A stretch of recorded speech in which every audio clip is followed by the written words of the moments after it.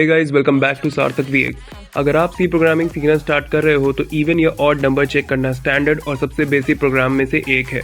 तो आज की इस वीडियो में मैं आपको बताऊंगा कि कैसे कोई नंबर को इवन या ऑड सी लैंग्वेज के अंदर लिख कर कोड में चेक किया जा सकता है।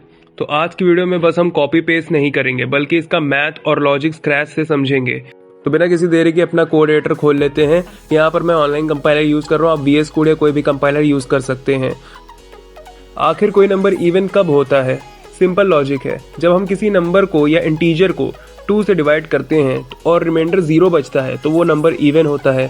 अगर रिमाइंडर 1 बचे या कोई और या कुछ भी बचे एक्स्ट्रा अदर देन 0 तो वो ऑड होता है।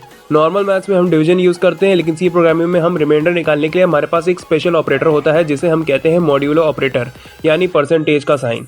डिवीजन और मॉड्यूलो में कंफ्यूज मत होना। 10/2 होता है 5, ये क्वोशंट देता है। 10%2 यानी जो मॉड्यूलो वो 0 रिमाइंडर देता है।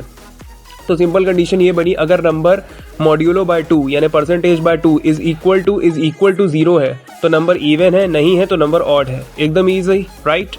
चलिए अब इसमें आगे हम देखते हैं। तो अपना कोड एडिटर ओपन करते हैं और यहाँ पर बेसिक से हम अपनी हेडर फाइल लगा लेंगे, अपना मेन फंक्शन डिफाइन कर लेंगे और उसके बाद हम इसके अंदर लिखेंगे अपने इंटीजर वेरिएबल इंट है, क्योंकि भाई हम इंटीजर वैल्यू के साथ हम करने वाले प्रोग्राम तो इंट मेन तो लगेगा ही। उसके बाद हमें इस वैल्यू को स्टोर और प्रिंट कराने के लिए भी printf और scanf फंक्शन का यूज करना होगा। तो printf के अंदर हम जैसा सब जानते ही हैं, हमने पिछली वीडियोस में सीखा है, क्योंकि printf के अंदर हम कोई भी मैसेज पास करते हैं XYZ कुछ भी हो तो उसका आउटपुट प्रिंट होकर स्क्रीन पर हमें आ जाता है। scanf हमारा फंक्शन वैल्यूज को स्टोर करने के लिए होता है, इसलिए इसके अंदर हम जो भी लिखते हैं मैसेज उसमें वो वैल्यू स्टोर करता है एंड % के साथ लेकर, उसी का ऑपरेटर वो लगता है। यहाँ पर हम इफ और एल्स स्टेटमेंट का यूज करेंगे, जैसा कि हमने पिछली वीडियो में बात की है इफ और एल्स स्टेटमेंट के बारे में। अगर आपने नहीं देखी तो प्लीज जाकर चेकआउट कर दीजिएगा, मैं डिस्क्रिप्शन में लिंक डाल दूंगा। इफ एक स्टेटमेंट होती है इसी लैंग्वेज में जिसके अंदर हम कंडीशन देते हैं तो वो उसी कंडीशन पर वर्क करता है। अगर वो उस कंडीशन में वर्क नहीं करता, कोई ऐसी स्टेज आती है जहां पर वो कंडीशन फॉल्स हो रही होती है, तब हम एल्स का यूज करते हैं। एल्स ये कहता है कि अगर इफ के अंदर जो हमने कंडीशन पास की अगर वो किसी तरीके से फॉल्स हो रही है तो उसकी जगह पर एल्स उस कंडीशन को पास कराता है और फिर कुछ और आउटपुट देता है। कंडीशन है कि अगर %2 डिवाइड करने पर इक्वल टू में 0 आता है तो नंबर हमारा इवन प्रिंट होगा। अगर 0 नहीं आता है तो हमारा एल्स स्टेटमेंट के साथ वो नंबर ऑड प्रिंट हो जाएगा, वो क्योंकि यहाँ पर वो कंडीशन फॉल्स हो जाएगी। ठीक है, इफ कंडीशन के अंदर पहले लिखा कि a%/2 इज इक्वल टू 0, मतलब a यहाँ पर जो हमने दिया है जिसके अंदर हम उस वैल्यू को स्टोर कराएंगे, तो अगर 2 से डिवाइड हो जाती है तो हम printf के अंदर लिखेंगे नंबर इज इवन। भाई अगर 2 से डिवाइड हो जा रहा है सक्सेसफुली और 0 रिजल्ट आ रहा है तो इसका मतलब नंबर इवन है। उसके बाद एल्स यूज करेंगे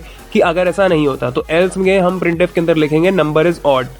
ठीक है, तो यहाँ पर नंबर इज ऑड लिख देंगे। यहाँ पर अपना प्रोग्राम रिटर्न 0 लगाकर एग्जीक्यूट करके बंद कर देंगे और फिर जब हम इसको रन करेंगे तो आप यहाँ पर देख सकते हैं, यहाँ पर हमसे पूछेगा एंटर अ नंबर, तो अब यहाँ पर अपना एंटर है। जैसे मैंने यहाँ पर 5 एंटर किया तो आप देख सकते हैं नंबर इज ऑड प्रिंट होकर आ गया। चलिए इसको फिर से रन करके देखते हैं। अब जैसे मान लीजिए यहाँ पर मैंने नंबर दिया, फॉर एग्जाम्पल हम ले लेते हैं यहाँ पर 10 ले लेते हैं, तो आप देख सकते हैं जब मैंने एंटर दबाया तो नंबर इज इवन प्रिंट होकर आ गया। तो क्या सीखा हमने इस प्रोग्राम में? सबसे पहले हमें अपनी हेडर फाइल लगानी होती है जो कि बहुत ज़्यादा मैंडेटरी होती है किसी भी सी प्रोग्राम को रन करने और स्टार्ट करने के लिए। उसका अपना मेन फंक्शन डिफाइन किया। सी प्रोग्राम में मेन फंक्शन होता ही है, उसके बिना प्रोग्राम एग्जीक्यूट नहीं होता। इंटीजर फॉर्मेट में, इसलिए हम इंट a यहाँ पर a को डिक्लेयर करेंगे एज एन इंटीजर। उसके बाद printf के अंदर हम मैसेज पास करेंगे एंटर नंबर।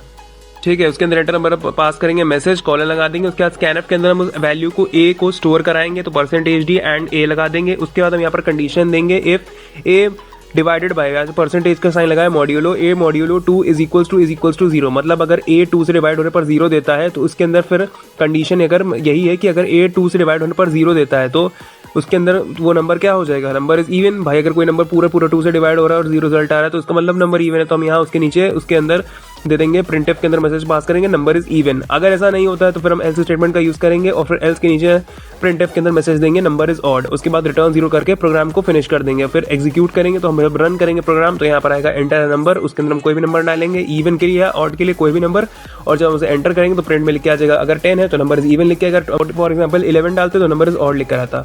होप आपको ये प्रोग्राम समझ में आया हो। ऐसी और सी प्रोग्रामिंग ट्यूटोरियल्स के लिए हमारे चैनल को सब्सक्राइब करें। वीडियो पसंद आए तो वीडियो को लाइक कीजिए, अपने दोस्तों से शेयर कीजिए जो भी नई सी प्रोग्राम इसको सीख रहे हैं। और यहाँ पर बहुत सारे अच्छे ट्यूटोरियल्स आएंगे सी लैंग्वेज के, काफ़ी सारे कोड्स आएंगे और यहाँ पर मैं आपको सिर्फ और सिर्फ प्रोग्रामिंग पर कोड टाइप करना नहीं बताऊंगा, बल्कि बेसिक से सब कुछ बताऊंगा, कॉन्सेप्ट्स भी बताऊंगा, कैसे क्या काम करता है।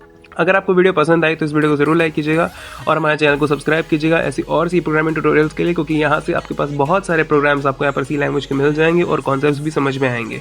तो मिलते हैं नेक्स्ट वीडियो में, तब तक के लिए बाय।